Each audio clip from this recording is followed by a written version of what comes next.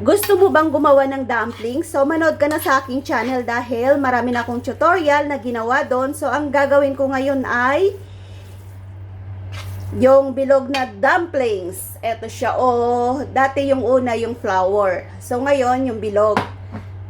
So, gumawa na ako ng ating ipapalaman. At kung gusto nyo matutunan paano gawin to, manood kayo sa ibang upload ko dahil ito ay tutorial kung paano balutin ang dumpling. So, magbalot na tayo.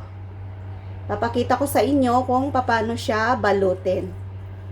So, ang gagawin ko ngayon ay para sa mga baguhan, simpleng-simple. Lagyan mo sa gitna ng palaman.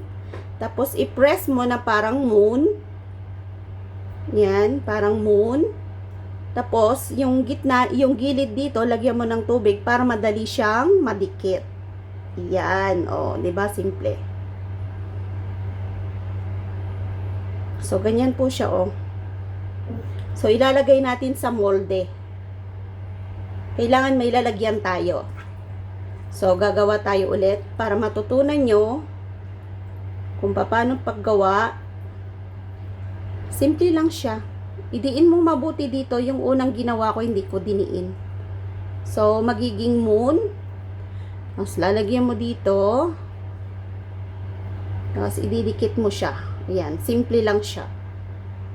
So, ilalagay natin sa molde. So, paulit-ulit lang yon hanggang maubos yung ating palaman.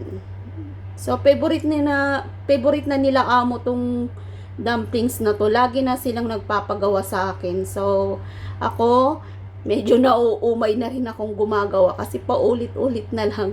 Weekly yata ako gumagawa. So, ganyan lang. Pagkain kasi nila pag holiday ko. Napakasimple, no? Bagalan natin. Lagay natin sa gitna. Tapos, gawin nating half moon. Yan.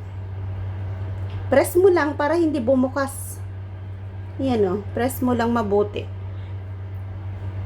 Tapos, diin mo yun. Hindi yan mapupunit.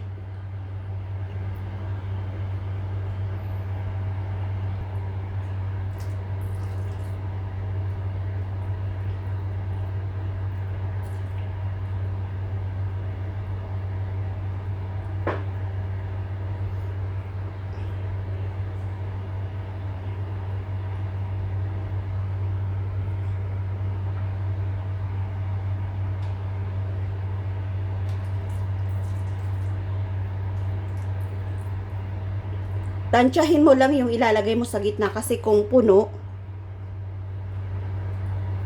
mahirap siyang isara. Lapit ko nga yung tubig ko dito. Yan.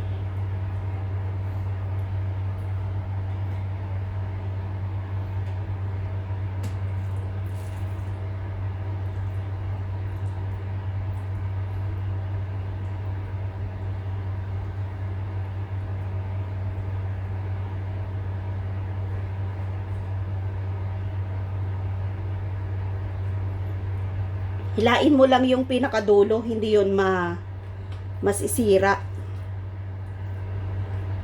Kasi malambot naman yung ating pambalot. Ayan, Ganoon mo lang para magka-shape. Tapos, nilalagyan ko ng tubig doon para madali lang siyang dumikit. Isang pisil mo lang, dikit na.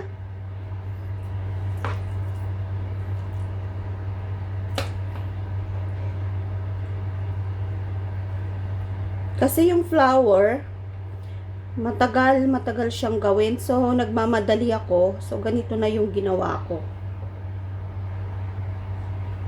Mas madali kasi siya.